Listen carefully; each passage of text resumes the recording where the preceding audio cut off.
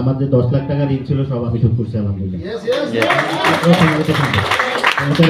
আপনি সিদ্ধান্ত নেন, আজকে আপনি যদি সিদ্ধান্ত নেন যে আমি 10 লাখ টাকা দিয়ে আমি একটা বাড়ি করব, আপনি চাইলে করতে পারেন সোনালী ইনকাম দিয়ে। আবার যদি আপনি যদি বিতর্কতভাবে ঋণ থাকেন, আপনি সিদ্ধান্ত নেন যে আমি সোনালীতে ভালোভাবে কাজ করে আমি মানুষের ঋণ শোধ করবো, যেটা আমার মতো, আপনি সিদ্ধান্ত নিতে পারবেন।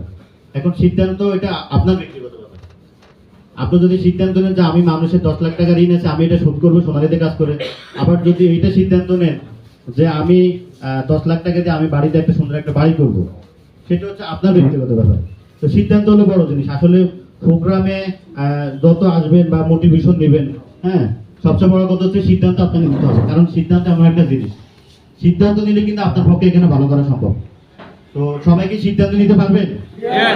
নাকি মনে ভয় আছে যে মেয়াদ শেষে কোনো আমার জায়গা জমি বিক্রি করে আবার গ্রাহকের টাকা দিতে হবে কিনা, এরকম ভয় মনে কনফিউশন রাখবেন না। আসলে আপনাকে সোনালীর প্রতি 100% বিশ্বাস রাখতে হবে। সোনালীর প্রতি 100% বিশ্বাস রাখতে হবে। দেখেন, আপনার মনে যদি কোনো কারণে মনক্ষুণ্ণ রেখে যদি আপনি ওষুধও খান, তাও আপনার রোগ ভালো হবে না, কারণ আপনার মনে সন্দেহ হবে। সো সন্দেহ করা যাবে না। আপনাকে ডেফিনেটলি ইন্স্যুরেন্সের প্রতি মানে 100% আপনার আস্থা রাখতে হবে, বিশেষ করে সোনালীর প্রতি।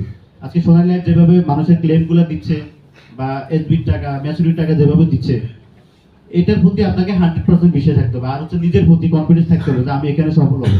তো ধন্যবাদ আমাদের সিনিয়র স্যারকে এত সুন্দর একটা প্রোগ্রাম অ্যারেঞ্জ করার জন্য। আর সময় একেবারে সংক্ষেপে, এটা আমাদের স্যাররা কথা বলবে।